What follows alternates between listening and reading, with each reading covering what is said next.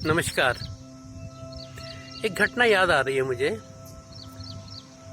एक इतिहासकार, हिस्टोरियन जिसे कहते हैं, जिसने इतनी हिस्ट्री, इतिहास की इतनी बातें बताई थी, कब क्या हुआ, कौन से सन में क्या हुआ, इतनी घटनाएं डिटेल में बताई। और उसकी लाइब्रेरी में इतनी बुक्स रखी हुई थी, हर चीज वो जानता था इतिहास के बारे में, कुछ भी पूछ लो। और हर वक्त जैसे हम पढ़ते थे ना स्कूलों में, औरंगजेब ने ये किया, हुमायूं ने ये किया, किसने क्या किया, कब हुआ, ये इतिहास की बातें हैं। तो उसकी सारी संपदा यही थी बस। लेकिन एक दिन रात को सोया हुआ कुछ शोर मचा, उठा और देखा उसने खिड़की में से झांक के, तो उसके सामने देखा लोग जो है शोर मचा रहे हैं। और वो नीचे गया, सीढ़ियों से उतर के नीचे गया। उसने पूछा क्या हुआ। उन्होंने बताया कि यहाँ पे इस आदमी को साथ वाले मोहल्ले के एक आदमी ने मारा है और वो मौत हो गई उसकी। पूछा उसने कैसे हुई। किसी ने कहा जी मर ही जाना चाहिए था, बड़ा गलत आदमी था। किसी ने कहा कि नहीं वो गलत आदमी था जिसने मारा था। किसी ने कुछ कहा, किसी ने कुछ कहा। और किस्मत हुई, उसने कहा मैं नहीं देखा था, मैंने देखा था वो उस वक्त वहाँ छुपा हुआ था। किसने कुछ कहा। और किसी ने कहा नहीं वो एकदम आया और उसने हमला कर दिया। किसी ने कहा उसने घर से उसको आवाज दी। यानी कि इतने लोग, जितने लोग उतनी बातें। वो समझ नहीं पाया। ऊपर गया अपने कमरे में, उसने आग लगा दी, अपनी बुक्स को इकट्ठा करके आग लगा दी सारी। उसे एक बात तो समझ आ गई कि जो घटना मेरे सामने अभी 10 मिनट पहले हुई है, मैं निष्कर्ष में नहीं पहुंच सकता कि कौन सच्चा कौन झूठा, कब हुई, कैसे हुई। तो मैं इतने इतिहास में लिखी हैं, इतनी किताबें पढ़ी, इतना कुछ किया, तो कहने का एक ही मेरा अर्थ है, वो ये है कि हम जो लगे रहते हैं ना, किसने क्या कहा, किसने क्या कहा, अपने को जानना है बस। अपने को जो जान लेता है। और जब उसने आग लगाई थी उसको, तो मुझे याद आ गई आइंस्टीन की बात कि जब उसकी भी लैब को आग लगी।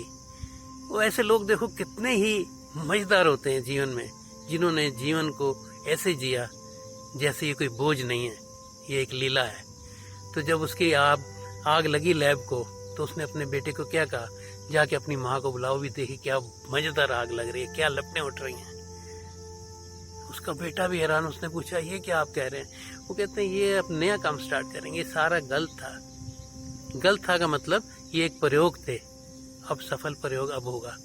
कितनी लाइफ को पॉजिटिव देखते हैं। और यहाँ हल्का सा कुछ, एक गिलास भी टूट जाए पानी पीते, ये क्या हो गया, क्या मतलब है। हम एकदम घबरा जाते हैं, डर जाते हैं, जैसे कि गिलास हमने साथ ले जाना है। कुछ भी चीज, या मेरा सेट बिगड़ गया, 6 गिलास थे और रात को नींद नहीं आती। हम कहाँ जी रहे हैं। जीना केवल उसी का होता है जिसने देख लिया कि ये परमानेंट हम बनाना चाहते हैं, जो कि टेम्परेरी है। यहाँ हम टेम्परेरी हैं, यहाँ परमानेंट नहीं है। यही दुख की कारण है कि हम हर चीज को परमानेंट बनाना चाहते हैं।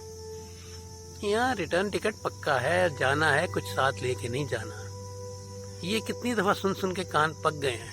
लेकिन जब होश से सुनेंगे ना पुराने लोग कहते थे ना, मौत को सदा याद रखो, तो उसका यही मतलब था कि अहंकार, मोह, काम, क्रोध, लोभ, मोह, ये आपके रंगे में नहीं आएंगे। उसका मतलब यही कहने का था कि ये चीजें जो हैं, जब आप मौत को हमेशा याद रखेंगे।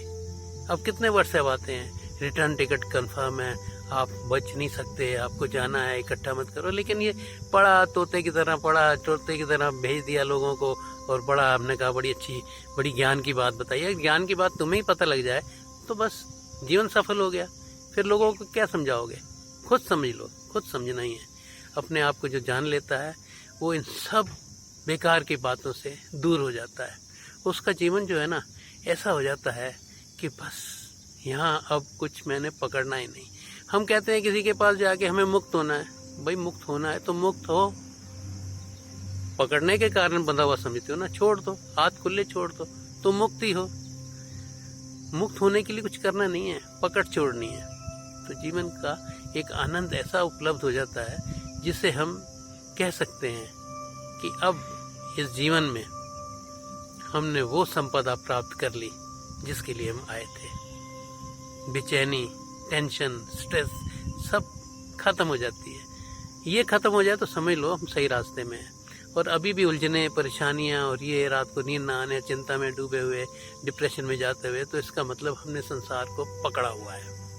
जैसे ही आप संसार छोड़ते हैं, काम करते हैं लीला समझ के, खेल समझ के, पकड़ते नहीं हैं। पकड़ना ही जो है, किसी चीज़ को पकड़ना ही है, वही हमारा जो है दुख दर्द है। उसी में उलझे रहेंगे हम। धन्यवाद।